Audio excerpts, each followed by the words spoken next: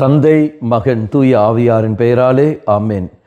இயேசு கிறிஸ்துவின் அன்புமிக்க சகோதர சகோதரிகளை உங்கள் அனைவருக்கும் கிறிஸ்து இயேசுவின் அன்புகனது வணக்கத்தை தெரிவித்துக் கொள்கின்றேன். இந்த நற்செய்தி பாகமானது மத்தேயு நற்செய்தி 28 அதிகாரம் 16 முதல் 20 வரையுள்ள திருவாக்கியங்கள்.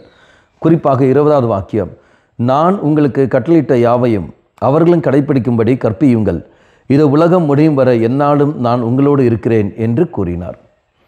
அப்போ நான் உங்களுக்கு கட்டளையிட்ட யாவையும் என்று சொல்லுகின்ற பொழுது இயேசு எனக்கு என்ன கட்டளையிட்டாரோ அதுதான் நீயும் நான் கடைபிடிக்க வேண்டும் ஒழிய உலகம் தருகின்ற கட்டளைகளை அல்ல. நான் கீழ்ப்படிய வேண்டும், தெய்வத்துக்கு நான் கீழ்ப்படிந்து கொண்டு இந்த உலகத்தில் நான் வாழ வேண்டும். இந்த உலகம் எனக்கு தரப்பட்டிருப்பது நான் இந்த உலகத்திற்காக அல்ல. அப்படி என்றால் இந்த உலகம் என்னுடைய கட்டுப்பாட்டில் தான் இருக்க வேண்டும் ஒழிய நான் இந்த உலகத்தோடைய கட்டுப்பாட்டுக்கு போகிறதல்ல. இதை நம்ம பார்க்கின்றோம்.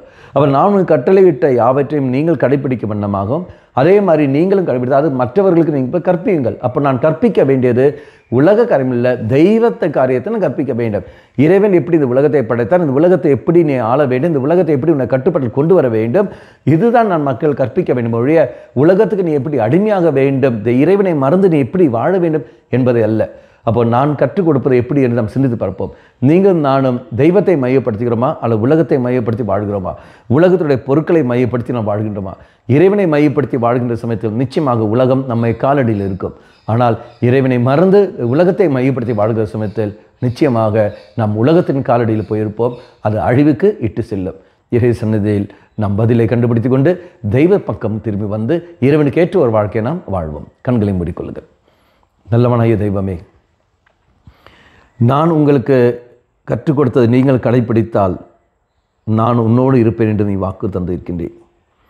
உம்முடைய பணியை செய்கிற பொழுதுதான் நீ என்னோடு இருக்கின்றேன். உலகத்தில் அடிமையாகிற சமயத்தில் உலக பணி நான் செய்யும் பொழுது நான் உன்னோடு இருப்பேன் என்று நீ சொல்லவில்லை. ஆண்டவரே, பல நேரங்களில் நான் உலகத்துக்கு அடிமையாக இருந்து கொண்டு ஏன் ஆண்டவரே நீ என் கூட இல்லை என்ற கேள்வியை நான் கேட்கின்றேன். வேண்டாம் ஆண்டவரே, நான் உனக்கு அடிமையாக இருக்க வேண்டும், உன்னோடு இணைந்து நான் செயல்பட வேண்டும். அந்த சக்தியை எனக்கு தந்துடலும்.